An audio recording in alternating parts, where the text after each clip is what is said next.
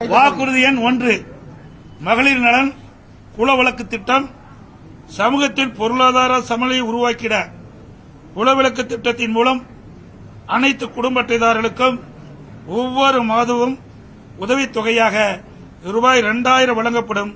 இத்தொகை குடும்ப தலைவியின் வங்கிக் கணக்கில் செலுத்தப்படும். வாக்குறுதி எண் 2 ஆண்களுக்கும் மகளிருக்கும் கட்டணமில்லா பேருந்து பயண திட்டம். நகர பேருந்துகளில் பயணம் செய்யும் ஆண்களுக்கு கட்டணமில்லா பேருந்து பயண திட்டம் செயல்படுத்தப்படும். ஏற்கனவே நடைமுறையில் இருக்கும் நகர பேருந்துகளில் பயணம் செய்யும் மகளிருக்கான கட்டணமில்லா பேருந்து பயண திட்டம் தொடர்ந்து செயல்படுத்தப்படும். அறிவிப்பு எண் 3 அனைவருக்கும் வீடு அம்மா இல்லம் திட்டம். அம்மா இல்லம் திட்டம் மூலம் கிராமப்புறங்களில் குடியிருப்பதற்கு சொந்த வீடு இல்லாதவர்களுக்கு அரசே இடம் வாங்கி கான்கிரீட் வீடுகள் கட்டித்தரப்படும்.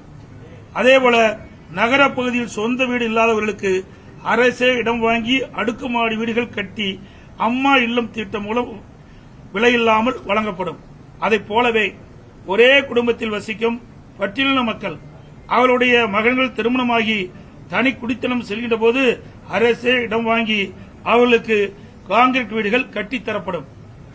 அறிவிப்பு எண் 4 100 நாட்கள் வேலை வாய்ப்பு திட்டம் 150 நாட்களாக உயர்த்தப்படும். 100 நாட்கள் வேலை வாய்ப்பு திட்டம் 125 நாட்களாக உயர்த்தப்படும் என்று மத்திய அரசு அறிவித்துள்ளது.